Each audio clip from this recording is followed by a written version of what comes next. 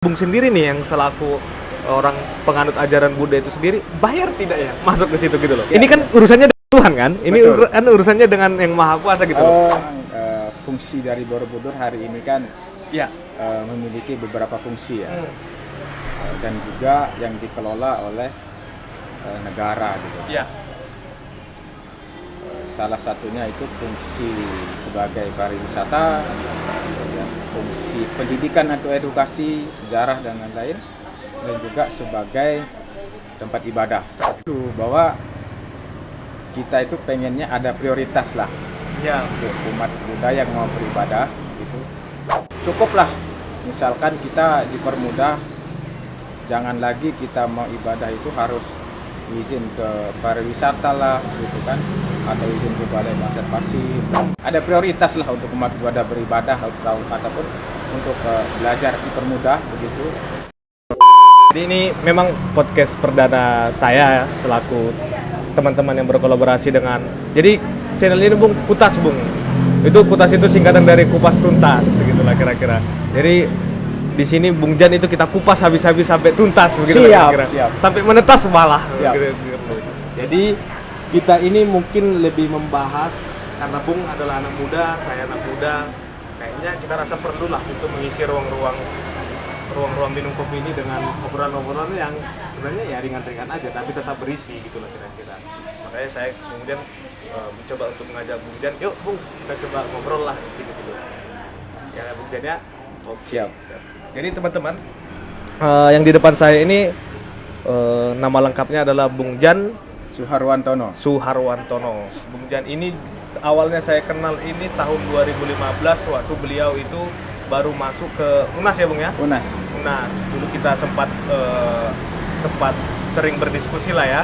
Lalu kemudian Bung Jan ini sekarang sudah malang melintang manca apa nih dibilang ya?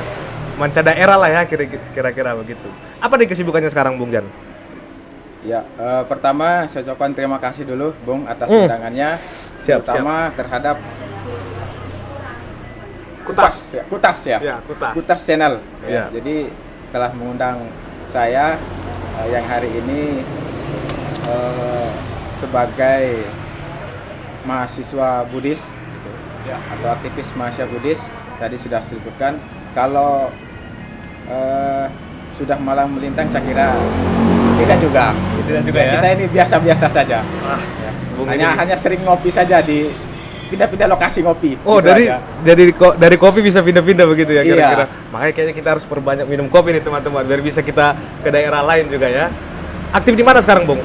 Kebetulan saya sekarang aktif di salah satu organisasi mahasiswa ya, organisasi mahasiswa Buddhis.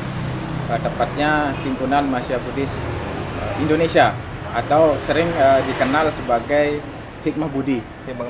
Itu mungkin kesibukannya selain itu juga sekarang menempuh studi lagi. Wow. Iya, lagi studi lagi di Universitas Nasional. Oh, lanjut lagi berarti. Lanjut lagi, Bung. Langsung ambil S2 atau langsung S3 nih? Kayaknya S2 dulu, Bung. S2 dulu ya. Baru nanti selanjutnya S3 ya. Tambah kopi dulu kalau mau S2. Oh iya, betul. Baik, kawan-kawan semua, kita sudah mendengar sedikit mengenai Bung Jan yang sekarang sedang melanjutkan studinya di Universitas Nasional, melanjutkan S2. Ngambil jurusan apa di sana, Bung? Sekarang ngambil di Pasca Administrasi Publik. Sukseslah buat studinya ke depannya, Bung. Siap, ya. Kita kasih. Menantikan nanti pokoknya hasil buah pemikiran yang dari Bung. Jadi begini, Bung. Yang saya tahu kan Bung ini adalah orang yang aktif di organisasi. Tapi kemudian tidak banyak juga dari saya atau mungkin dari lingkaran saya mengetahui sebenarnya organisasi Bung ini itu adalah organisasi yang berlandaskan apa sih gitu loh kira-kira. Boleh diceritakan nggak dikit, Bung? Ya, kalau berbicara organisasi, saya kira di masing-masing lima agama yang ada di Indonesia, ya ketika kita berbicara dunia aktivis terutama ya, setiap agama kan punya organisasi kemahasiswaan. Gitu. Begitu juga kita di Buddhis. Salah satunya itu adalah Himpunan Mahasiswa Buddhis Indonesia yang memang berorientasi pada ekstra kampus. Kalau berbicara ideologi dan lain-lain, fokus gerakan tidak beda jauh dengan teman-teman yang lain, yaitu tentang pengabdian terhadap agama dan bangsa. Baik, Gitu kira-kira. Pengabdian terhadap agama dan bangsa. Bangsa. Itu poinnya ya. Berarti sekalipun Bung adalah organisasi yang sifatnya kemahasiswaan, tapi kemahasiswaannya Bung itu tidak hanya pada kemahasiswaan yang sifatnya identitas belaka ya, Betul. tapi kemudian bagaimana kemudian bisa berguna bagi nusa dan bangsa lah begitu. Ya, karena ketika kita berbicara sebagai seorang mahasiswa ya tentunya, apalagi kita di Indonesia, berbicara kebangsaan saya kira itu menjadi poin dasar yang harus Ya. kita utamakan. Betul. Karena kita hidup di Indonesia tentu kita juga sebagai mahasiswa harus berkontribusi terhadap proses pembangunan bangsa ini. Betul. Salah satu melalui organisasi kemahasiswaan. Betul. Bung, mau nanya nih, gua lebih kepada kan Bung ini kan adalah penganut ajaran Buddha ya. Betul. Penganut ajaran Buddha itu sering disebut dengan sebagai apa sih? Iya betul. Jadi agama Buddha, ya, kalau kita sering menyebutnya itu ada istilah Buddhis. Buddhis ya. Buddhis. Oh, oke. Jadi Buddhis itu lebih kepada istilah penganutnya, gitu. Agamanya Buddha. Jadi secara umum memang di luar negeri begitu di ini kita itu sering disebut Buddhis. Buddhis. Jadi agamanya Buddha. Jadi orang-orang yang mengikuti agama Buddha itu memang lebih sering disebut Buddhis. Jadi orang-orang Buddhis. Karena Baik. kata Buddha sendiri kan merujuk pada satu tokoh. Kalau di sekalian menjadi nama agamanya. Baik, Dan orang-orang penganutnya itu biasa disebut dengan Buddhis Buddhis ya. atau penganut Buddha. Gitu. Oh.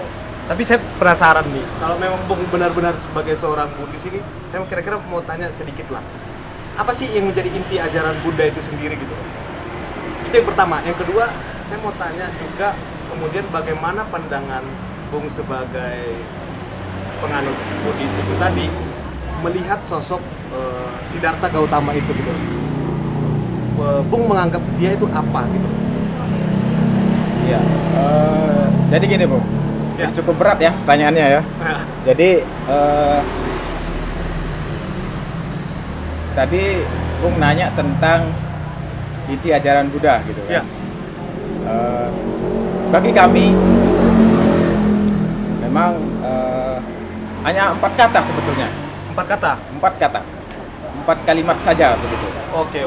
Apa aja tuh? Lebih sering kita sebut kalau di dalam bahasa Palinya disebut Sabba papasa akaranang kusala saupasa padang sacito pariodo tanang etang budang nadasana. Jadi artinya begini, jangan berbuat jahat, perbanyaklah perbuatan baik, sucikan hati dan pikiran. Begitu singkatnya. Jadi inilah inti ajaran para Buddha. Oh, itu yang Jadi hanya 3 poin di situ kalau kita berbicara inti Buddha. Yang pertama, jangan berbuat jahat. Yang kedua, perbanyaklah perbuatan baik. Yang ketiga, sucikan hati dan pikiran. Oh. Itu kira-kira inti. Itu intinya. Nah, tapi kalau untuk sosok Siddhartha itu sendiri, Siddhartha adalah guru ya kalau tidak salah ya. Itu bagaimana menurut Bung Jadi penjelasannya?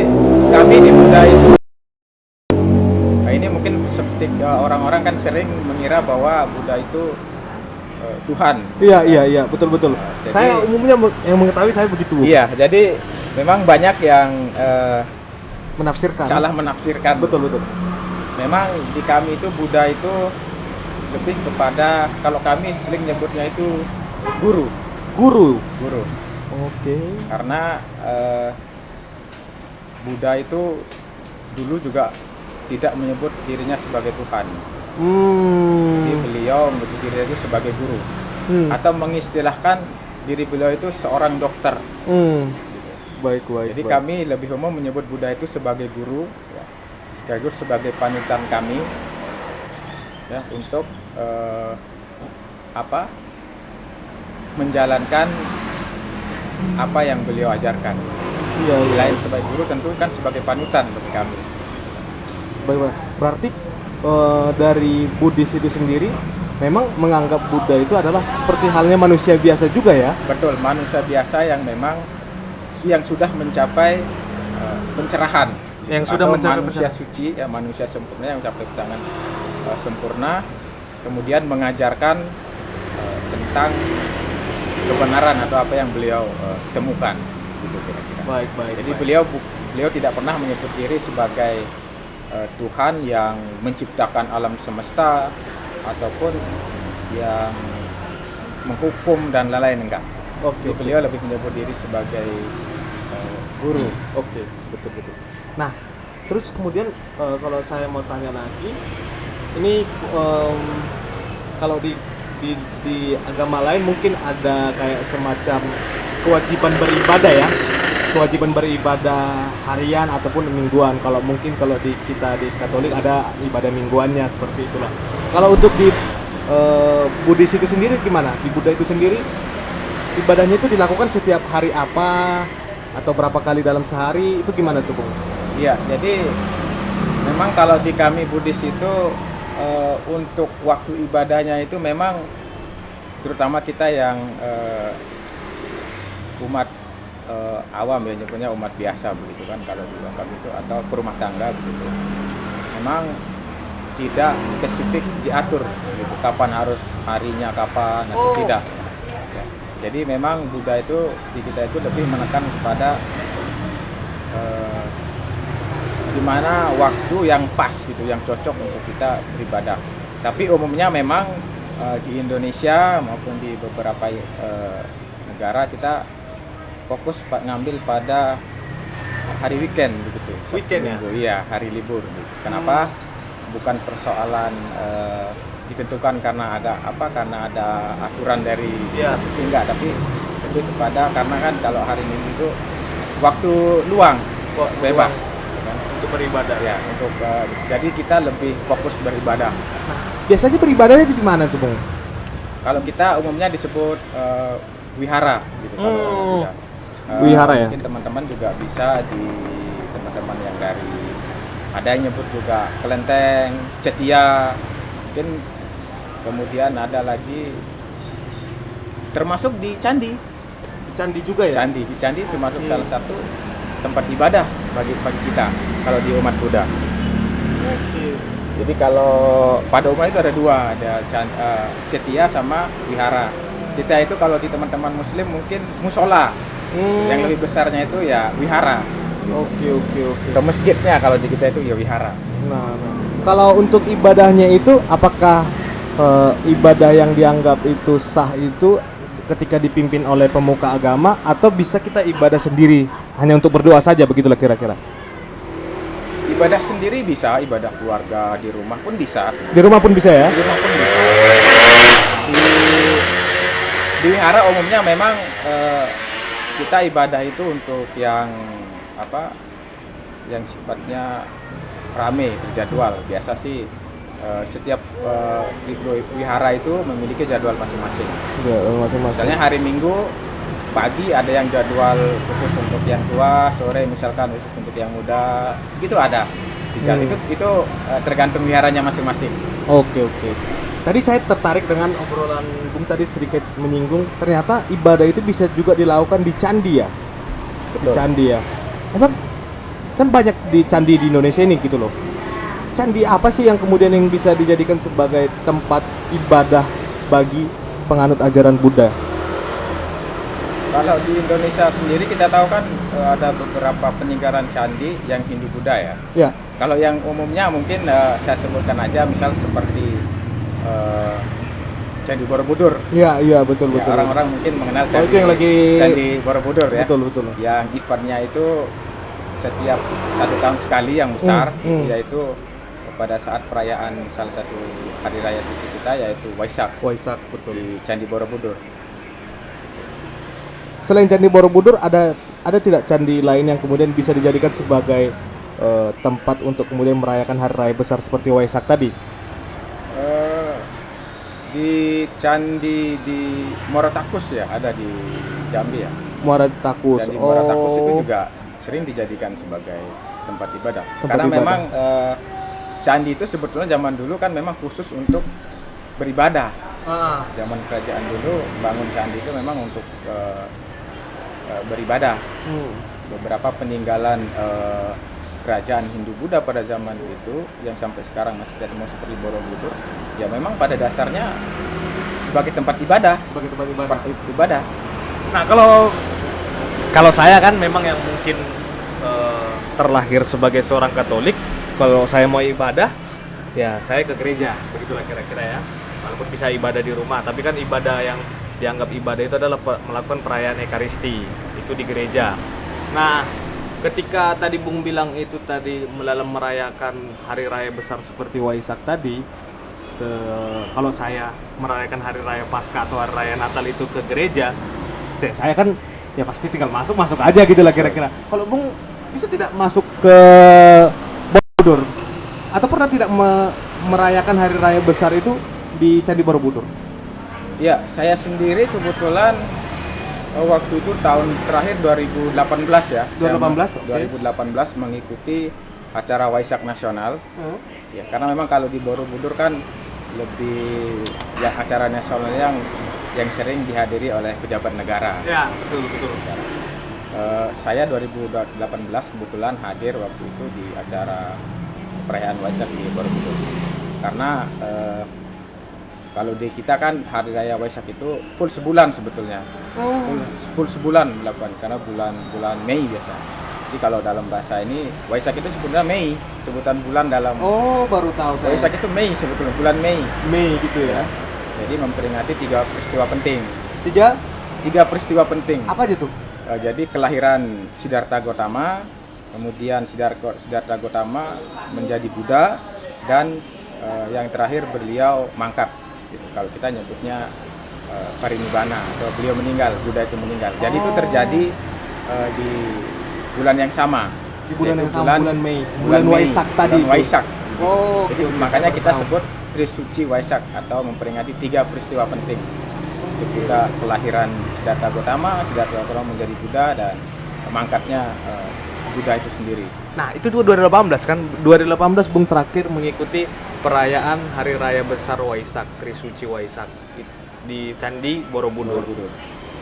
Bayar tidak masuk?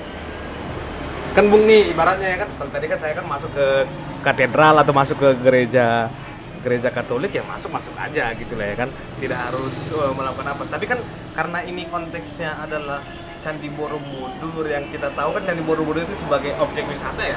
Betul. Ya kan, saya yang di luar lingkungan Buddha menganggap itu hanya sebatas objek wisata gitu loh. Nah, sedangkan Bung sendiri nih yang selaku orang penganut ajaran Buddha itu sendiri, bayar tidak ya masuk ke situ gitu loh. Ya, ini kan urusannya dengan Tuhan kan, ini kan urusannya dengan yang Maha Kuasa gitu loh. Ketika berbicara Borobudur memang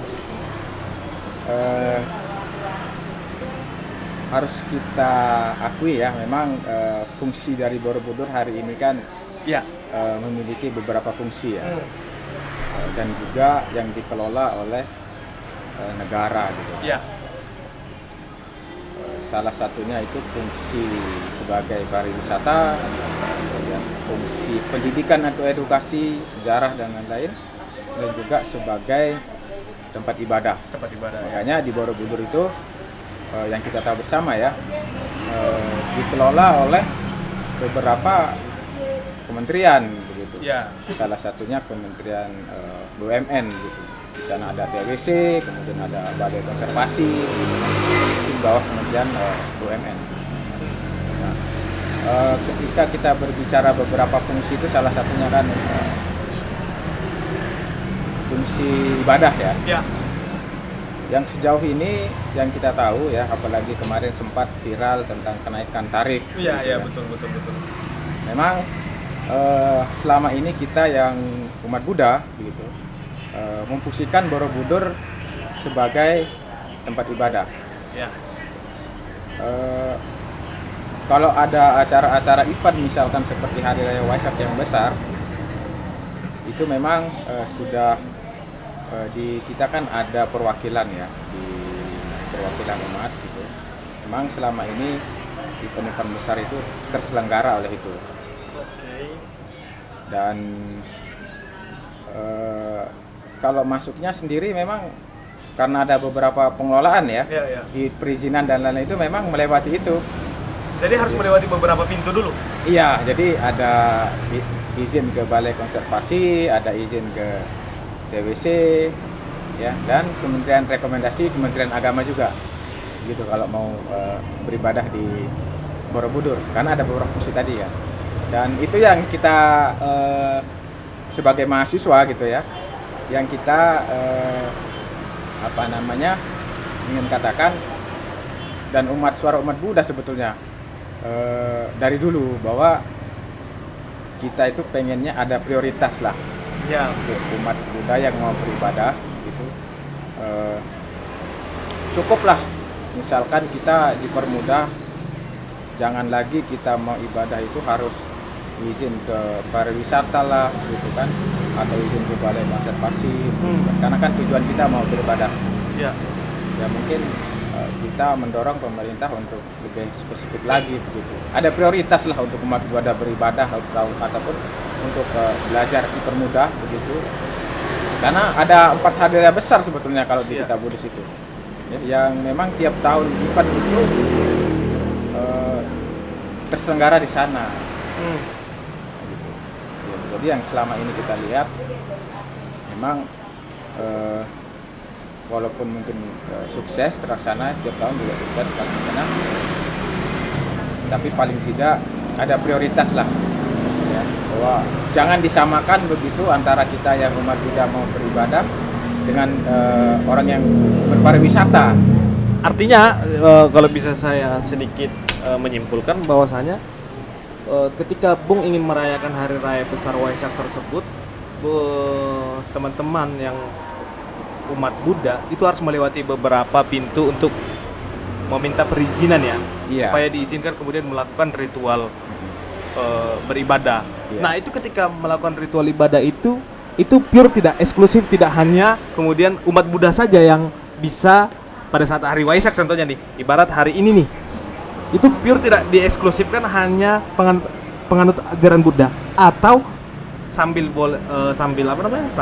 beribadah, tapi lain lalang juga situ, boleh tidak berkunjung ke situ pada saat melakukan ibadah tersebut. Ya, selama ini sih kita digabungkan ya. Oh, kita waktu itu ada ritual ibadah umat Buddha lagi ini, untuk wisatawan juga tetap dibuka. Tetap dibuka. Ya, tapi mungkin tidak karena kita kan di penataran itu di bawahnya bangun tenda gitu kan, ada tenda tempat umat Buddha. 2018 itu saya terakhir gabung sama wisatawan juga, jadi wisatawan bisa melihat kita lagi ibadah juga begitu. Iya. Terganggu nggak, Bung? Kalau kita sih khusus untuk yang di bawah ya, sebetulnya kita enggak sih, karena mungkin itu juga kesempatan buat teman-teman wisatawan untuk melihat ritual umat Buddha lagi beribadah gitu kan. Tapi mungkin yang khusus naik ke atas mungkin ya. Naik ke atas candi itu, karena kita kan ada prosesi gitu ya. Kita sih pengennya ke depan kalau kita pada saat merayakan Waisak gitu, untuk naik ke atas itu wisatawan cukup sampai di bawah, tidak sampai ke atas. Kenapa, Bung? Kalau boleh saya bertanya, apa ini Candi Borobudur ini itu apa dari perspektif umat Buddha gitu loh? Dia sebagai tempat apa sih itu? Gitu. Iya, yang saya sebutkan di awal tadi, bagi kita itu Borobudur itu sangat sakral. Oh, sangat sakral. Sangat sakral. Sebagai tempat ibadah itu sangat sakral sekali. Jadi naik ke stupa-stupa itu sebetulnya nggak boleh. Sebenarnya nggak boleh itu ya? Ya nggak boleh gitu kan. Kalau kita itu beribadah ya hanya untuk beribadah saja, keliling-keliling, nggak boleh pegang-pegang boleh sampai naik. Gitu. Makanya ketika ada wacana kemarin pembatasan jumlah pengunjung bercari foto naik ke atas itu, sebetulnya kita mendukung untuk pembatasan jumlah wisatawan naik ke atas. Ya. Karena beberapa alasan.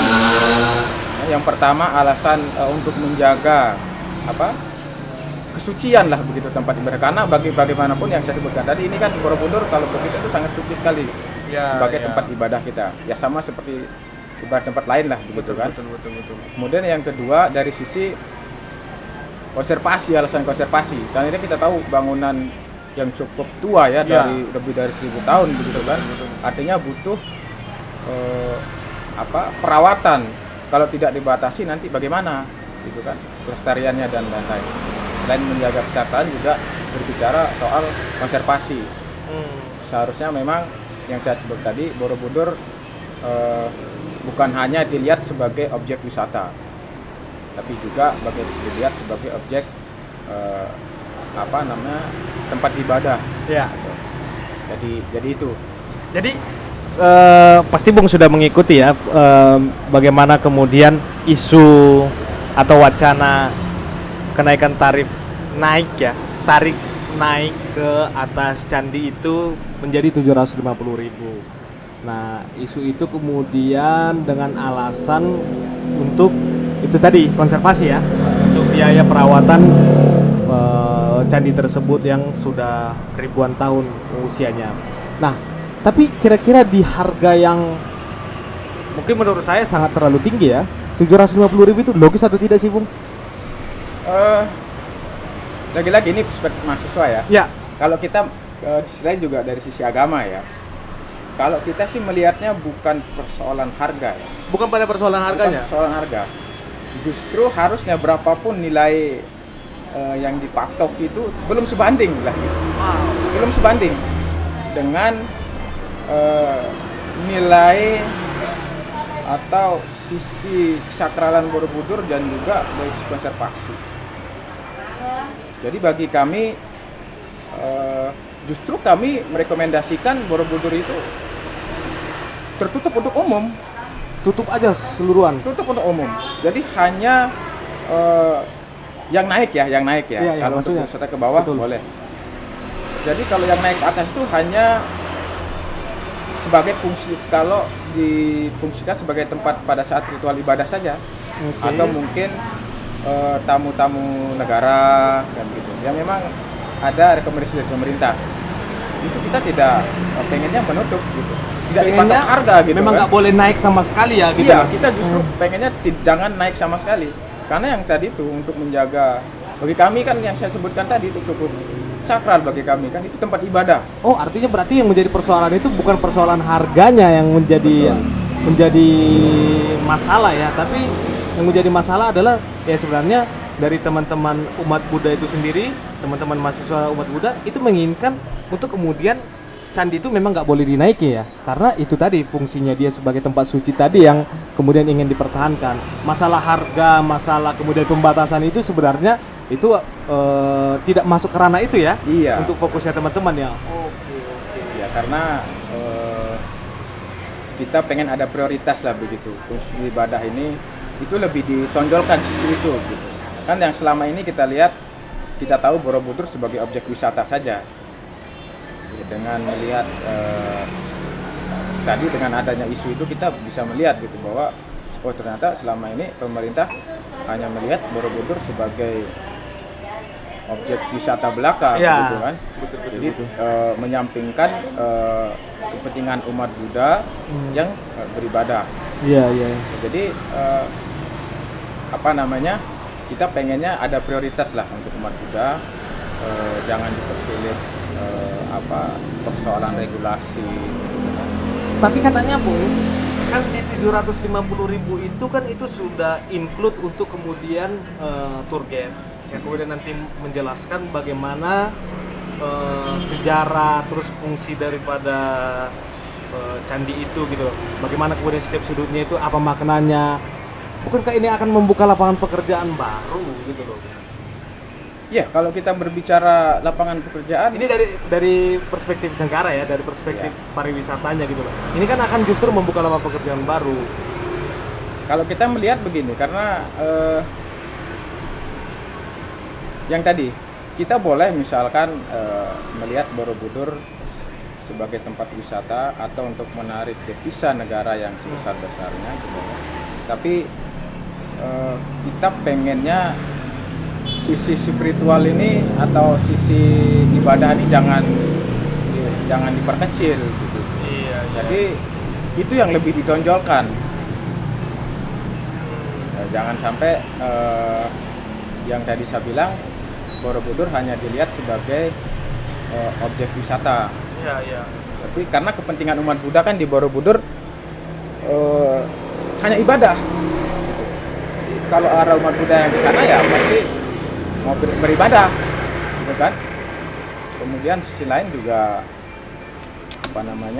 untuk belajar juga begitu kan, peninggalan nenek moyang kita, karena kita tahu kita juga tidak mau mengklaim bahwa itu milik pure hanya umat Buddha gitu kan. Kita tahu bahwa Borobudur juga salah satu peninggalan nenek moyang kita bersama gitu kan. Umat Buddha persoalan wisata lain tidak mempersalahkan itu, tapi kita lebih karena itu peninggalan nenek moyang kita bersama, maka harus kita jaga bersama. Gitu. Artinya ketika fungsi Borobudur itu sebagai tempat wisata, belajar, tidak menjadi soal selama sisi sisi spiritual ya, sebagai tempat ibadah, kesakralannya itu tetap dijaga. Kan tadi sedikit juga saya kepikiran kalau memang dia bisa menjadi objek wisata gitu loh. Di satu sisi juga bagi teman-teman yang notabene-nya adalah penganut ajaran Buddha bisa melakukan ritual gitu. Karena di sisi yang lain akan membuka lapangan pekerjaan. Jadi saya kepikiran, bukankah ini bisa menjadi peluang yang cukup mumpuni untuk kemudian bisa membuka lapangan pekerjaan bagi Umat ya? iya, umat Buddha itu sendiri. Ya? Karena kan di satu sisi kan yang akan lebih enak menjelaskan itu adalah ketika kita secara keimanan kita bisa menjelaskan ini dari versi keimanan kita sekaligus dari versi edukasinya gitu loh, untuk sisi edukasinya. Nah, bukankah itu nanti justru menguntungkan begitu loh kira-kira Bung? Bisa menjelaskan dengan keimanan kita gitu loh kira-kira. Iya, jadi sejauh ini yang kita lihat ya, memang pelibatan SDM umat Buddha dalam pengelolaan Candi Borobudur itu sangat minim ya. Kita tidak mengatakan bahwa umat Buddha tidak dilibatkan begitu dalam pengelolaan Borobudur, tapi sangat minim sekali. Sangat minim sekali. Sangat minim sekali umat Buddha itu dilibatkan dalam pengelolaan Candi Borobudur, baik yang terlibat dalam badan TWC-nya gitu, Taman Wisata Candi, maupun Balai Konservasi. Sangat minim sekali umat Buddha penyerapan SDM dari umat Buddha itu sendiri untuk tour guide dan lain-lain gitu. Sangat minim sekali. Selama ini umat Buddha hanya sebagai datang ke sana sebagai pemakai saja. Hanya sebagai pemakai saja, hanya yang ingin beribadah saja. Iya, hanya momen-momen aja seperti hari raya. Tapi kalau untuk stakeholder tidak ada. Hampir tidak ada. Kita tidak menemukan hampir ya, karena kita belum tahu ya, karena tidak terbuka juga. Itu sebetulnya yang menjadi kalau saya sebagai mahasiswa ya, harusnya memang pemerintah hari ini terbuka begitu kan terhadap umat Buddha, terhadap SDM umat Buddha. Dalam pengelolaan Candi Borobudur itu memang umat Buddha itu banyak dilibatkan, diserap SDM-nya. Karena yang tahu tentang Borobudur kan itu dari sisi spiritualnya atau nilai-nilai keagamaannya, nilai sejarahnya, itu kan yang tahu tentu yang umat Buddha begitu kan, terutama yang mahasiswa kita juga punya beberapa sekolah tinggi gitu kan. Ya, saya kira bisa untuk peruntukannya. Iya, jadi saya kira pengelola Candi Borobudur itu yang ini bisa menyerap dari situ untuk ikut. Tapi sejauh ini yang Bung ketahui sangat minim ya. Minim sekali. Gitu. Terlibatan SDM itu dalam ikut dalam pengelolaan candinya itu sih. Pengelolaan candinya. Iya, sangat minim sekali gitu umat Buddha. Penyerapan SDM dari umat Buddha itu minim sekali. Sedih Bung. Gimana ini? Gimana kita ngomongin hal yang lebih besar lagi ya, kalau kemudian mereka yang merasa rumahnya sendiri pun merasa asing ya. Betul, jadi kalaupun saya sendiri sebagai mahasiswa kalau ditanya gimana sih pengelolaan Borobudur gitu kan, ya tentu saya nggak akan banyak tahu gitu, karena memang selama ini tidak terbuka. Iya, tidak pure dilibatkan begitu, hanya pada saat momen-momen Waisak misalkan ya sebagai pemakai peserta aja ikut begitu kan. Sedangkan bagaimana pengelolaannya dari sisi wisata gitu kan, itu kita minim sekali gitu informasi misalkan di dilibatkan di situ. Tapi menurutmu bisa tidak dari Borobudur itu sendiri menjadi daya tarik gitu loh, menjadi daya tarik untuk kemudian dikunjungi dalam hari raya besar bagi penganut ajaran Buddha di seluruh dunia? Bisa tidak itu menjadi daya tarik? Sangat bisa. Terakhir kan Borobudur itu SKB 4 Menteri ya. Ya. Jadi itu kan wacana Kementerian Agama kemarin sebagai pusat rumah ibadah umat Buddha Indonesia dan dunia kan. Dan begitu. dunia. Bahkan sempat ada kesepakatan bersama begitu antara Kementerian Agama, Kementerian BUMN, begitu Kementerian Mendikbudristek sama 2 kepala daerah yaitu Kesultanan Jogja sama Jawa Tengah kan gitu. Yang untuk memang mengembalikan Borobudur fungsi utama Borobudur sebagai tempat ibadah umat Buddha Indonesia maupun dunia. Sangat mungkin karena kalau kita lihat sentrasi umat Buddha di Asia Tenggara ya, sangat besar ya. Kalau kita berbicara pariwisata ya, karena Borobudur juga kategori pariwisata wisata religi ya, masuk dalam wisata religi ya. Kalau kita lihat penduduk di Asia Tenggara kan beberapa negara mayoritas Buddha kan. Wow. Kalau kita berbicara devisa negara pemasukan dari situ, ya bisa saja itu kan. Wow, jadi income besar itu Pak? Income besar. Misal selama ini kan kita hanya tahu kalau di luar negeri kan orang pada datang ke Angkor Wat gitu kan, yang ada di sana. Betul. Di Thailand sana, kenapa enggak Borobudur kan gitu. Wow. Tapi lagi-lagi pengelolaannya itu kan harus jelas begitu kan. Kalau mau sisi itu regulasi kebijakannya harus jelas. Harus gitu. jelas ya. Kalau jadi wisata jangan sampai orang yang datang ke Borobudur nanti hanya sekedar foto-foto gitu kan. Nah, paling tidak yang tadi itu SDM umat Buddha dilibatkan menjadi tour guide-nya itu orang-orang yang bisa bahasa Inggris misalkan. Terus kemudian yang mengerti tentang ajaran Buddha dan Borobudur. Ya. Kan orang selain berwisata begitu ya, juga beribadah. Iya, betul. Jadi jangan sampai hanya orang dari luar datang ke Borobudur hanya buat foto-foto saja. Wow. Nanti saya membayangkan itu kalau kemudian bisa menjadi event tahunan, Candi Borobudur terbuka kepada dunia, secara khusus anggaplah Asia Tenggara ya. Iya. Bagi negara-negara terdekat dari Indonesia, saya membayangkan itu kalau kemudian hotel maupun ya objek-objek wisata di sekitaran candi itu pun nanti juga akan dipenuhi oleh pengunjung-pengunjung dari negara lain gitu loh. Dan itu akan menjadi income yang sangat besar kalau kalau memang regulasinya jelas, lalu kemudian ada keterlibatan SDM Buddha itu sendiri. Tapi kembali lagi itu kan kalau ya Bung ya. Iya. Tapi berharap tidak Bung itu kemudian bisa menjadi event tahunan yang benar-benar jelas? Berharap tidak sebagai umat Buddha itu sendiri? Sangat berharap ya. Karena ada 2 sisi ya. Yang tadi itu kalau kita berbicara devisa kan tentu sangat besar untuk negara ini kan. Ya. Yang kedua itu menjadi ajang silaturahmi antar umat betul. sedunia ya. Itu juga bisa menjadi salah satu event yang memang menyatukan umat Buddha di dunia ini untuk ke Indonesia. Iya. Bahwa Indonesia pernah menjadi pusat penyebaran agama Buddha kan.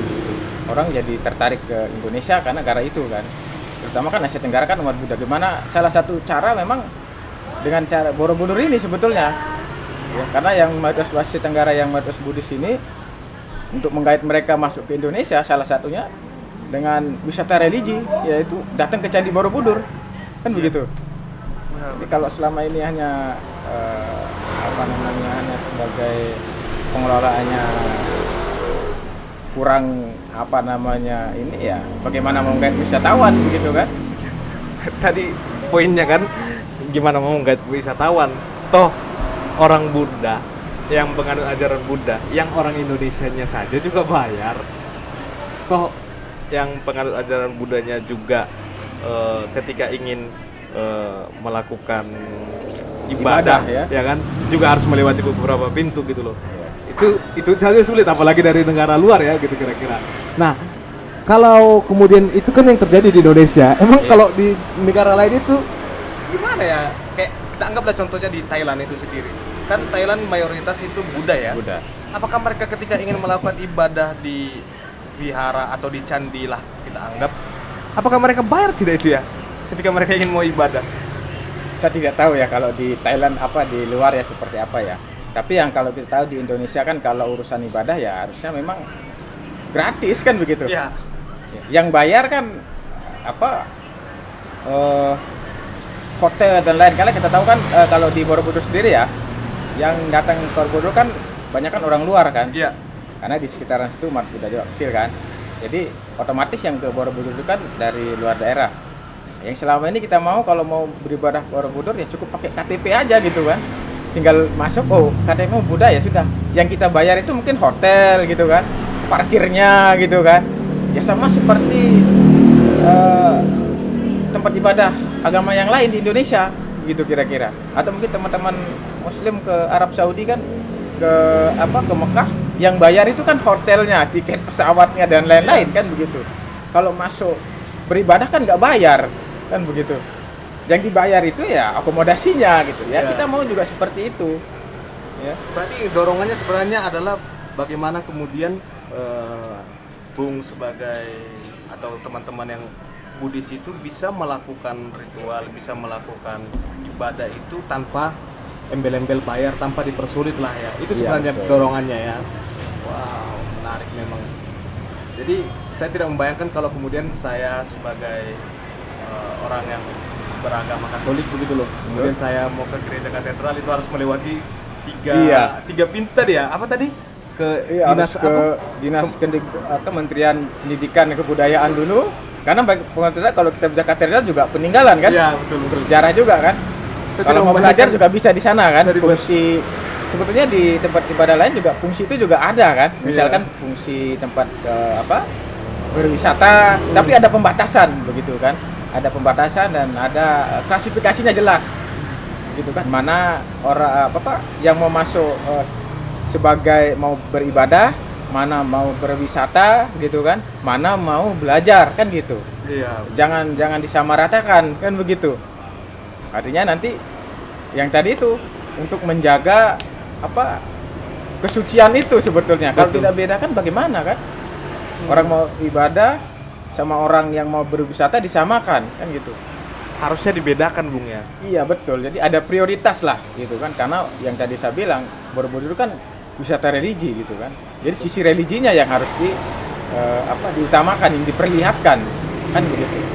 tapi memang Untuk sampai detik ini ya, yang kita tahu kan ternyata wacana untuk kenaikan tarif ini kan ternyata masih ditunda kan karena banyaknya pro dan kontra yang membuat orang kemudian berkomentar ya. Ya mungkin mayoritas berkomentar sebagai wisatawan gitu loh. kenapa kemudian saya mencoba menghadirkan Bung Jan ini adalah untuk kemudian Bung Jan berkomentar Selaku Buddhis itu sendiri gitu loh, melihat bagaimana ternyata kita melihat candi itu hanya sebatas dari sisi estetiknya saja. Kita hanya melihat itu lalu kemudian sebagai peninggalan sejarah, sebagai peninggalan nenek moyang kita. Saya pernah memang terakhir ke Candi Borobudur itu tahun 2020 ya, tahun 2020. Memang pada saat itu terakhir sudah tidak bisa diizinkan lagi sampai sekarang kayaknya. Ya, sudah sekarang tidak untuk umum itu masih ditutup karena ada perbaikan kan. Iya, ada perbaikan ya.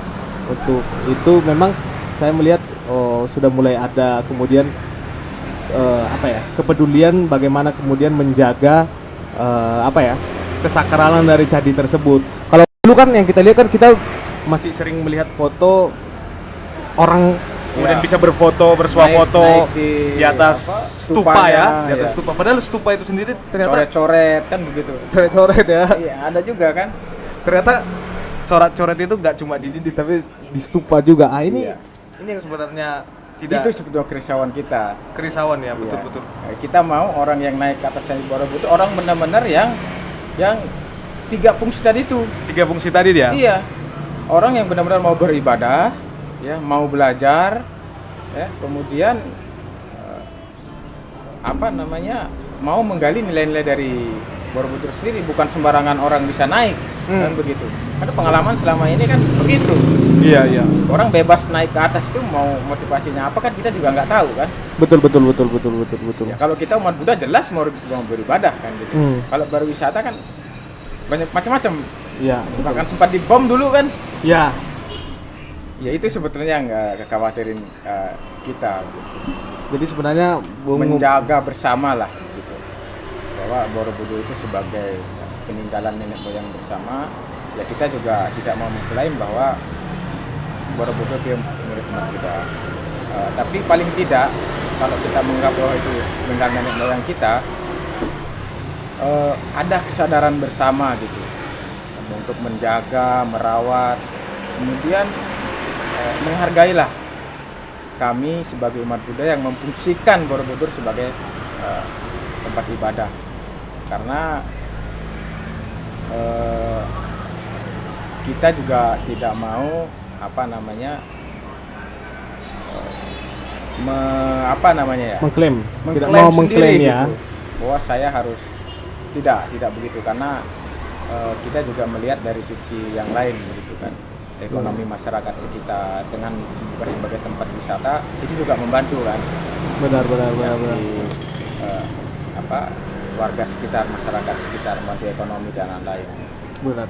Berarti karena memang ini masih ditunda dan juga belum ada Keputusan final dari pemerintah untuk kenaikan tarif ini, saya kira-kira mau tanyakan mungkin untuk penutup podcast pertama kita ini ya Bung ya, solusinya apalah kira-kira Bung yang agak mewakili untuk semua lah ya, mewakili untuk wisatawan, mewakili Bung dan mewakili teman-teman yang beragama Buddha, agar kemudian ini bisa menjadi daya tarik yang besar, tidak hanya kemudian dalam negeri gitu loh, bisa menjadi daya tarik untuk dunia gitu loh. Padahal kita tahu kan Candi Borobudur ini sebagai salah satu keajaiban dunia. Kalau kemudian ini dimodifikasi tapi melibatkan ini, solusinya apa yang kira-kira yang sangat tepat ini Bung? Iya, kalau kita tidak muluk-muluk ya sebetulnya. Satu, umat Buddha itu dipermudah, itu aja sih. Maksudnya Dibedakan? iya, dibedakan, kemudian dipermudah untuk melaksanakan ibadah di sana. Ada pembeda lah, gitu kan, khusus untuk umat Buddha yang memang tujuannya untuk beribadah. Kemudian yang kedua, berbicara persoalan pengelolaan ya, gitu. Saya kira perlulah pemerintah memang harus lebih banyak lagi melibatkan SDM dari umat Buddha. Ya. Umat Buddha dilibatkan dalam pengelolaan Candi Borobudur. Berarti sesederhana itu saja ya, hanya 2 poin itu saja ya. Iya. Satu, pembedaan dalam fungsionalnya ya kan. Iya. Yang kedua adalah dalam Pelibatan umat. Iya, begitu, pelibatan dalam umatnya dalam pengelolaan. pengelolaannya. Hanya sederhana itu ya. Sederhana itu. Wah, oke. Jadi kita tidak berbicara persoalan uang di Borobudur karena Iya. kita tidak mau umat Buddha juga tidak minta anggaran dari Borobudur. Iya, iya. Tidak. Kami hanya fokus ingin ibadah di Borobudur dan dipermudah itu aja. Karena banyak event-event di kami itu yang pengen sekali dilaksanakan di Borobudur. Baik. Empat itu kan. Yang kita tahu selama ini kan hanya Waisak saja gitu Iya, kan. iya. Padahal ada 4 hari raya besar di Dhamma Buddha yang tiap tahun dilaksanakan oleh umat Buddha seluruh Indonesia gitu kan. Ada 4 event gitu. Jadi saya kira itu nanti menjadi pertimbangan pemerintah. Baik. Semoga pemerintah Indonesia bisa mendengar Iya. salah satu teman saya, Bung Jan, bagaimana kemudian Bung Jan ini menjadi salah satu orang yang kemudian penganut sekaligus orang yang aktif dan berkecimpung di organisasi keagamaan, organisasi Hima Budi ya Bung ya. Semoga pemerintah juga bisa mencari titik tengahnya. saya hanya bisa berterima kasih kepada Bung Jan, ya kan. Sama-sama. Ya mungkin tadi ya mungkin pemerintah kurang ngopi kali ya dengan umat Iya, Budi harus sini banyak ya. ngopi. Jadi harus lebih banyak ngopi nih ya.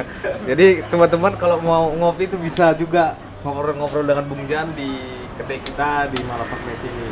Jadi untuk waktu dan kesempatannya saya sangat berterima kasih Bung. Mungkin kalau ada masukan atau pertanyaan atau bahkan permintaan untuk kemudian bisa menghadirkan Bung Jan lagi, bersedia ya Bung ya untuk kemudian kita Siap, undang bersedia lagi ya. saja. Mungkin begitu kira-kira ya. Oke Bung Jan.